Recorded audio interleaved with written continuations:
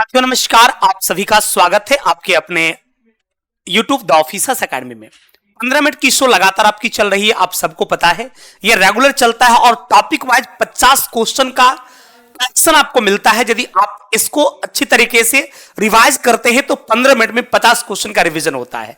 हालांकि पूरी detail discussion के लिए इसी यूट्यूब पे हमारी डेली क्लास होती है सुबह के 10 बजे से, उसको आप कंटिन्यू देखा करिए और ये कम समय में मैक्सिमम क्वेश्चन के रिवीजन करने के लिए ये आपके एग्जाम के दृष्टिकोण से रामबाण क्या साबित होता है। तो चलिए साथियों हम लोग शुरू करते हैं। टॉप 50 क्वेश्चन आज होगा oxidation, reaction and chemical bonding के संदर्भ में। यहां पर चलिए तो लगातार एक एक प्रश्न को देखते जाइए और हर एक प्रश्न का जो सही जवाब है, सही उत्तर जो है साथियों, आप मेरे जवाब देने से पहले आंसर कमेंट करिए। यदि गलत हो जाएगा तो आप जब हम जवाब देंगे आप सीख जाइएगा, तो फिर सही कमेंट करिएगा और यदि सही हो जाएगा तो आपका कॉन्फिडेंस बढ़ेगा। तो चलिए एक एक प्रश्न का जवाब जो है आंसर कमेंट फटाफट करिए। पहला प्रश्न कहता है कि ऑक्सीकरण एक ऐसी अभिक्रिया है जिसमें क्या होता है। ऑक्सीकरण एक ऐसी अभिक्रिया है जिसमें इलेक्ट्रॉन का त्याग होता है, बिल्कुल सही है। ऑक्सीजन का संयोग होता है, बिल्कुल सही। विद्युत धनात्मक समूह का अनुपात वृद्धि होता है, बिल्कुल सही। इसलिए साथियों आपका आंसर हो गया इनमें से कोई नहीं। ऑक्सीकरण एक प्रकार की रासायनिक अभिक्रिया है जिसमें यह तमाम तरह की प्रक्रियाएं संपन्न होती है, यानी आंसर आपका हो जाएगा विकल्प D is right answer of this question. Clear है कि अवकरण एक ऐसी अभिक्रिया है जिसमें अवकरण की अभिक्रिया में इलेक्ट्रॉन का त्याग होता है, बिल्कुल नहीं। ऑक्सीजन का संयोग होता है, बिल्कुल नहीं। विद्युतात्मक समूह का अनुपात में वृद्धि होती है, बिल्कुल नहीं। इलेक्ट्रॉन ग्रहण किया जाता है। अवकरण एक वैसी रासायनिक अभिक्रिया है जिसमें इलेक्ट्रॉन को ग्रहण किया जाता है, इलेक्ट्रॉन को ग्रहण किया जाता है, यानी साथियों आप आंसर यहां से विकल्प डी हो जाएगा। अगला प्रश्न कहता है कि इलेक्ट्रॉन त्याग करने की प्रवृत्ति, इलेक्ट्रॉन त्याग करने की प्रवृत्ति जो है उसको ऑक्सीकरण कहा जाता है। इलेक्ट्रॉन ग्रहण करने की प्रवृत्ति को जो है अवकरण कहा जाता है। मात्र 15 मिनट में 50 क्वेश्चन आपका रिवीजन होगा। फटाफट जो है आंसर मेरे दोस्त जरूर करिए, जितने भी हमारे प्यारे भाई और बहन देख रहे हैं। अगला, इलेक्ट्रॉन ग्रहण करने की प्रवृत्ति को क्या कहा जाता है, तो इलेक्ट्रॉन ग्रहण करने की प्रवृत्ति जो है इसको अवकरण कहा जाता है। अगला, विद्युत धनात्मक तत्व से संयोग करने की क्रिया को, धनात्मक तत्व से संयोग करने की प्रक्रिया जो है अभिकरण कहलाता है। ऋणात्मक तत्व से संयोग करने की प्रक्रिया जो है वो आपका ऑक्सीकरण कहलाता है। जब ऋणात्मक तत्व से ऋणात्मक तत्व से बात होगा, ऋणात्मक तत्व से यदि संयोग की बात होगी, ऋणात्मक तत्व से यदि संयोग की बात होगी तो ये आपका हो जाएगा ऑक्सीकरण। चलिए तो आंसर आपका विकल्प बी बनता है। अगला, विद्युत ऋणात्मक तत्व से संयोग करने की प्रक्रिया जो है, ऋणात्मक तत्व से संयोग करने की प्रक्रिया जो है ये आपका ऑक्सीकरण कहलाता है। ऑक्सीकरण अभिक्रिया में विद्युत ऋणात्मक तत्व के समूह के अनुपात में कमी होती है। ऑक्सीकरण की अभिक्रिया ऋणात्मक तत्व के समूह के अनुपात में जो है वृद्धि होती है, इसके अनुपात में जो है वृद्धि होती है। अगला है, ऑक्सीकरण वह प्रक्रिया है जिसमें तत्व की संयोजकता जो है ये आपका बढ़ जाता है, तत्व की संयोजकता बढ़ जाता है। एकदम लगातार एक एक प्रश्न को आप देखिए और हर एक प्रश्न का जो सही जवाब है, उत्तर जो है साथियों आंसर भी कमेंट आप जरूर करिए। अगला, ऑक्सीकरण अवकरण अभिक्रिया में क्या होता है कि ऑक्सीकरण अवकरण की अभिक्रिया जो होता है इसमें परमाणु का संयोजी इलेक्ट्रॉन भाग लेता है। कौन भाग लेता है भाई, तो परमाणु का संयोजी इलेक्ट्रॉन भाग लेता है। अगला, किसी अभिक्रिया में ऑक्सीकरण अवकरण होता है, किसी अभिक्रिया में ऑक्सीकरण अवकरण होता है एक साथ होता है। किसी भी रासायनिक अभिक्रिया में ऑक्सीकरण अवकरण एक साथ होता है और इस रासायनिक अभिक्रिया को साथियों जो है रेडॉक्स रिएक्शन अर्थात रेडॉक्स अभिक्रिया के नाम से भी जाना जाता है। इसको मेरे दोस्त याद रखिएगा। निम्नलिखित में से कौन सा पदार्थ ऑक्सीकारक एवं अवकारक दोनों जैसा व्यवहार करता है, तो ये जो आपका H2O2 हाइड्रोजन पेरोक्साइड जो है ये ऑक्सीकारक और अवकारक दोनों जैसा व्यवहार करता है। कौन भाई, तो हाइड्रोजन पेरोक्साइड यानी H2O2। अगला, निम्नलिखित में से कौन सा पदार्थ ऑक्सीकारक अवकारक दोनों की तरफ प्रयुक्त होता है, तो ये आपका सोडियम नाइट्राइड जो है ये ऑक्सीकारक अवकारक जो है दोनों की तरह व्यवहार करता है। साथियों आंसर विकल्प सी हो जाएगा। अगला, हाइड्रोजन के जलने से संबंध किस प्रक्रिया का है, क्योंकि हाइड्रोजन जब जलेगा तो ऑक्सीजन की उपस्थिति में जलेगा, तो ये रासायनिक अभिक्रिया जो है इसको ऑक्सीकरण की अभिक्रिया कहा जाता है। अगला, लोहे पर जंग लगना किसका उदाहरण होगा, तो लोहे में जंग लगना भी जो है साथियों ऑक्सीकरण का उदाहरण होगा। जीविका भर्ती परीक्षा के तमाम पोस्ट के लिए बैच स्टार्ट हो चुका है, कोई 299 में, कोई 499 रुपए में स्टार्ट हो चुका है। आप चाहे तो साथियों इस बैच को आप ज्वाइन कर सकते हैं। अगला, यहां पर देखिए Fe2+ की Fe2+ में ये बाबू गलत लिखा हुआ है, Fe की Fe+ होता तो इस प्रक्रिया को जो है, इस प्रक्रम को जो है हम लोग इलेक्ट्रॉन त्याग हो रहा है तो इसको हम लोग जो है ऑक्सीकरण के नाम से जानते हैं। अगला, किसमें क्लोरीन की ऑक्सीकरण अवस्था +1 होगा? तो आपका हाइपोक्लोरस अम्ल जो होता है, इस हाइपोक्लोरस अम्ल में जो है क्लोरीन की ऑक्सीकरण अवस्था जो है ये आपका +1 होता है। यानी आप ध्यान रखिएगा, जैसे जनरली आप नियम में क्लोरीन का -1 होता है, लेकिन इस कंडीशन में +1 होता है। अगला, ऑक्सीजन की धनात्मक ऑक्सीकरण संख्या होती है केवल OF2। ये OF2 में देखिएगा ऑक्सीकरण जो है इसका ऑक्सीडेशन नंबर साथियों प्लस में आता है। क्लियर?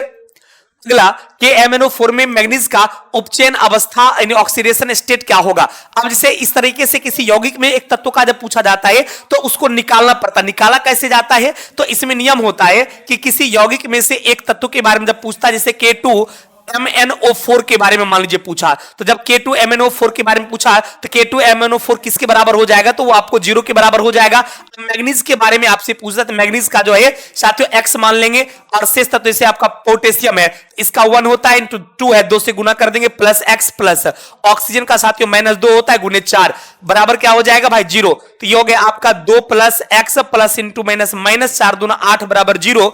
तो X बराबर कितना हो गया? तो 8 - 2 बराबर 6 हो गया। तो X का वैल्यू 6 निकल गया। इसका मतलब मैग्नीज का ऑक्सीडेशन नंबर क्या हो जाएगा? तो आपका +6 हो जाएगा। आंसर आपका विकल्प डी बनेगा। तो इसी तरीके से आप हमेशा याद रखिएगा, किसी यौगिक में से एक तत्व के बारे में पूछेगा, पूरे यौगिक को 0 के बराबर कर दीजिएगा, जिसके बारे में पूछेगा उसको X मान लीजिएगा, शेष तत्वों की संयोजकता को ध्यान में रखते हुए समीकरण को सॉल्व करिएगा। उसमें जो X का मान आएगा वही उसका ऑक्सीडेशन नंबर कहलाएगा। तो इस प्रकार आपका ऑक्सीडेशन नंबर यहां से कितना निकल गया भाई? तो आपका यहां से 6 निकल गया। क्लियर? अगला है K2Cr2O7 में क्रोमियम का ऑक्सीकरण अवस्था क्या होगा? तो K2Cr2O7 में क्रोमियम का ऑक्सीकरण अवस्था के बारे में किया जाता है, तो ये तो आपको निकालना पड़ेगा। ऐसे मैं आपको बता दूं, इस 7 दूना 14 और 2 14 में 2 गया 12 6 आपका इसका भी साथ कितना निकल गया? क्रोमियम का साथियों 6 निकल गया। आप उसी तरीके से निकाल कर देखिएगा जैसा मैंने अभी आपको नियम बताया है। अगला Na2SO4 में सल्फर का कितना होगा? तो सल्फर का 4 दूना 8 और यहां से हो जाएगा 2 6। इसमें भी साथियों सल्फर का भी यहां पर 6 हो जाएगा। आप निकाल कर देखिए, चेक कर लीजिएगा इस तरीके से, जैसे Na2SO4 है बराबर 0 हो जाएगा। सल्फर का आपने X माना और सोडियम का 1 होता है लेकिन 2 परमाणु 2 + X प्लस ऑक्सीजन का -2 गुना 4, तो ये हो गया 0। तो X 2 + X -4 दूना 8 बराबर 0। तो X बराबर हो गया 8 - 2 बराबर 6। तो आपका कितना निकल गया भाई? 6 निकल गया, जो कि विकल्प ए में है। तो इसी तरीके से आप आराम से निकाल सकते हैं। अगला, KMnO4 में मैग्नीज का उपचयन अवस्था क्या होता है? तो यहां पर 4 दूना 8 -1 7 होता है, +7 हो जाएगा। आंसर आपका 7 हो जाएगा। आप उसी विधि से निकालिएगा, बिल्कुल आंसर आपका निकल जाएगा। क्लियर ना? अगला, निम्नलिखित में से कौन सा हेक्सासाइनोफेरेट आयन FeCN6-4 में लोहे की सही ऑक्सीकरण अवस्था होगा? अब देखिए यहां पर क्या है भाई? तो FeCN6 इस पर कितना है भाई? बड़ी ब्रैकेट है, और बड़ी ब्रैकेट जो है फिर बड़ी ब्रैकेट है इस तरीके से, ऊपर -4 है। तो जब ये पावर में इस तरीके से -4 + 4 जो भी लिखा रहेगा वो बराबर के उधर जाएगा। तो ये आपका हो जाएगा FeCN6 बराबर हो जाएगा क्या? 0 के जगह पे क्या हो जाएगा? तो बराबर -4 हो जाएगा। इस तरीके से मैंने टोटल का पावर में जितना रहेगा उसको बराबर का उधर लिखिएगा। जैसे -4 है तो उधर में आपका -4 हो जाएगा। अब जैसे Fe के बारे में पूछा तो आप इसको X मान लीजिए, तो X हो गया। अब प्लस क्या हो जाएगा? यहां पर 1 - 1 गुने के CN का 1 होता है, तो 1 गुने 6 हो गया बराबर 0 हो गया। सॉरी, ये -1 होता है, तो X - 6 बराबर 0, सॉरी बराबर 0 बोलते हैं, बराबर -4 तो X बराबर क्या हो जाएगा? -4 + 6 हो जाएगा।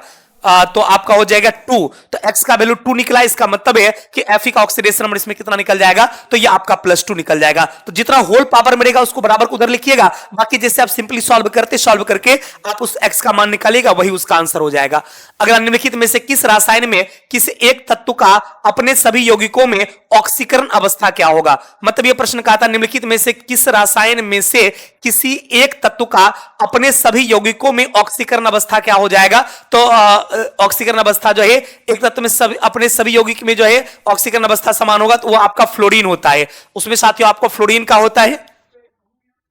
अम्लीय माध्यम में पोटेशियम परमैंगनेट की फेरस अमोनियम सल्फेट के साथ प्रतिक्रिया कर पोटेशियम परमैंगनेट की ऑक्सीकरण अवस्था जो है ये आपका +7 से +2 के बीच होता है, +7 से +2 के बीच होता है। अगला, K4NiCN4 में निकेल की ऑक्सीकरण रेशो कितना जो है ये आपका निकाल कर देख लीजिएगा, आपका 0 आ जाता है। ये आपका बिल्कुल 0 आ जाता है। एडीओ के लिए साथियों टारगेट बैच स्टार्ट है मात्र 990 रुपए में, आप इस बैच को परचेज कर लें। OF2 में ऑक्सीजन की ऑक्सीकरण अवस्था +1 है, तो ये किसके जैसा व्यवहार करता है? ये Cl2O जैसा व्यवहार करता है। इसमें चूंकि भी ऑक्सीजन का यहां जो है पॉजिटिव आपको आ जाता है, ए हो जाएगा। अगला ऑक्जेलिक एसिड में कार्बन का ऑक्सीडेशन नंबर क्या होगा? कार्बन का पूछ रहा है, कार्बन का तो आप x मानिएगा, तो ये 2x +1 प्लस इंटू -2 गुने 4 बराबर 0, तो ये हो गया 2x 1 + 2x -4 दूना 8 बराबर 0, तो 2x बराबर हो जाएगा बाबू 8 + 1 9, तो x का मान कितना आ गया भाई? 7/2 आ गया। 1 मिनट, सॉरी 2 है ना, 2 चलिए, तो 8 में 2 हो गया 6, अब बटे 2 तो कितना हो जाएगा? 3 हो जाएगा। तो आपका आंसर कितना निकल जाएगा भाई? तो यहां पर आपको 3 निकल जाएगा, बस कुछ नहीं करना, नियम वही है। चलिए 3 हो गया।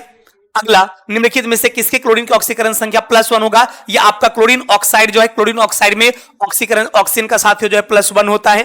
अगला, ऑक्सीजन का +2 ऑक्सीकरण अवस्था वाला यौगिक निम्नलिखित में से कौन सा? ये F2O जो है, इसमें आपका ऑक्सीजन का जो है +2 आ जाता है, विकल्प ए हो जाएगा। अगला, Na2H2O3 में सल्फर का ऑक्सीडेशन नंबर क्या होगा? सल्फर का, तो यहां पर देखिए बाबू 2x 3 दूना 6 -2 हो जाएगा, +2 यहां पर सल्फर का हो जाएगा, +2 हो जाएगा।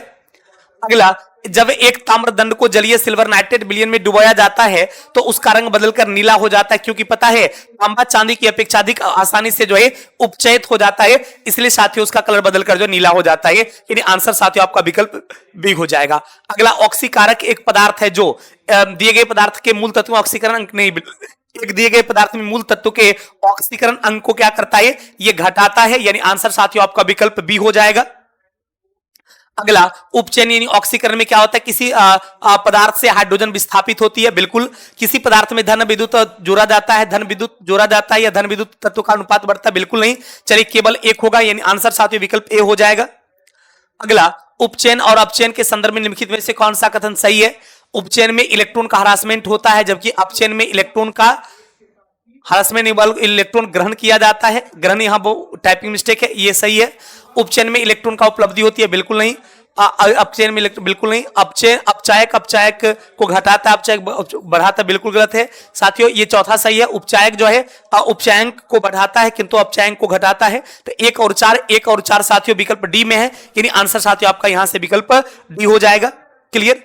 निम्नलिखित में से सबसे प्रबल ऑक्सीकारक एजेंट कौन? सबसे प्रबल ऑक्सीकारक एजेंट जो है उसमें आपका फ्लोरीन का नाम आता है, सबसे प्रबल जो है मतलब स्ट्रॉन्ग है। यहां पर ZnO और C से ZnCO में किसी में किसका एक रूप कार्य करता है? ये साथियों ये अपचायक का काम करता है। ये कार्बन यहां पर साथियों जो है ये अपचायक का काम करता है। ऑक्सीकरण एक ऐसी अभिक्रिया है जिसमें ऑक्सीकरण की अभिक्रिया में इलेक्ट्रॉन का त्याग होता है, बिल्कुल। ऑक्सीजन का संयोग होता है, बिल्कुल। धनात्मक की वृद्धि, बिल्कुल। आंसर इनमें से सभी हो जाएगा, उपयुक्त में से सभी हो जाएगा। साथियों 72 बीपीएससी का बैच स्टार्ट हो चुका है ऑफिसर्स एकेडमी के ऐप पे। आप चाहे तो इस बैच को परचेज कर लेंगे ताकि आने वाली सिविल सर्विस की परीक्षा में आपको प्रॉब्लम ना हो। अवकरण एक ऐसी अभिक्रिया है जिसमें इलेक्ट्रॉन का त्याग होगा, बिल्कुल नहीं। ऑक्सीजन का संयोग होगा, बिल्कुल नहीं। धनात्मक तत्व के अनुपात वृद्धि होगा, बिल्कुल। ये इसका साथियों विकल्प ही गलत टाइप हो गया है, ये बिल्कुल विकल्प ही गलत टाइप हो गया, इसका कोई आंसर नहीं होगा बाबू। इलेक्ट्रॉन त्याग करने की प्रवृत्ति जो है ऑक्सीकरण कहलाता है, और इलेक्ट्रॉन ग्रहण करने की प्रवृत्ति अवकरण कहलाता है। ग्रहण करने की प्रवृत्ति साथियों जो है ये आपको अवकरण कहलाता है।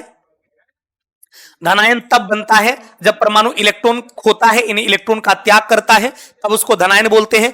और इन आयन तब बनता है जब इलेक्ट्रॉन कोई ग्रहण करता है, तो उसको ऋणायन तब बनता है जब इलेक्ट्रॉन वो ग्रहण करता है, इन इलेक्ट्रॉन गेन करता है। आयनों से बने यौगिक का सामान्य नाम क्या होगा?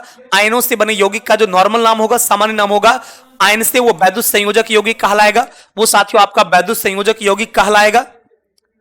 एक आयनिक बंधन तब बनता है जब संयोग करने वाले परमाणु इलेक्ट्रॉन प्राप्त करता है, नहीं, एक धातु संयोग करके एक अधातु के साथ संयोग करता है तब बनता है, यानी एक आयनिक बंधन बनता है। आंसर आपका विकल्प सी हो जाएगा।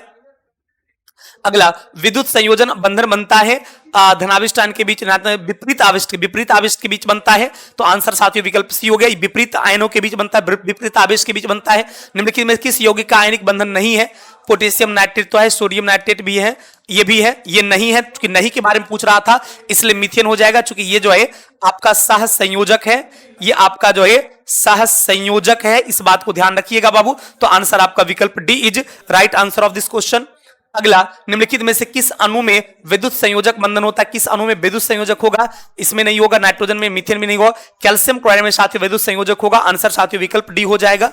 अगला, निम्नलिखित में से किसमें विद्युत संयोजक बंधन होता है? ऑक्सीजन, मीथेन, नाइट्रोजन और सोडियम ब्रोमाइड में साथियों आयनिक बंधन होगा, विद्युत संयोजक बंधन होगा, डी हो जाएगा। अगला, सहसंयोजक आबंध किसके कारण बनता है? इलेक्ट्रॉन के पूर्ण अंतरण से, आंशिक से, इलेक्ट्रॉन के अंश भाजन, साथ ही इलेक्ट्रॉन के अंश भाजन से साथियों अर्थात साझेदारी से जो है सहसंयोजक बनता है। आंसर साथियों विकल्प सी हो जाएगा, सहसंयोजक बनता है। जब एक ही तत्व के दो परमाणु परस्पर संयोग करता है, एक ही तत्व का जब दो परमाणु परस्पर संयोग करेगा तो इसको कहा जाता है नॉन पोलर कोवैलेंट बॉन्ड यानी अध्रुवीय सहसंयोजक बंधन। चलिए साथियों आंसर आपका विकल्प डी हो गया। चलिए आज की सेवा यहीं रोकते हैं, फिर अगले क्लास में मुलाकात होगी, सेवा जारी रखेंगे। और डिटेल डिस्कशन आप लोग चाहते हैं तो सुबह में 10 बजे इसी यूट्यूब पे हमारी रेगुलर क्लास होती है, 10 बजे से 11 बजे सुबह में लाइव। थैंक यू, धन्यवाद।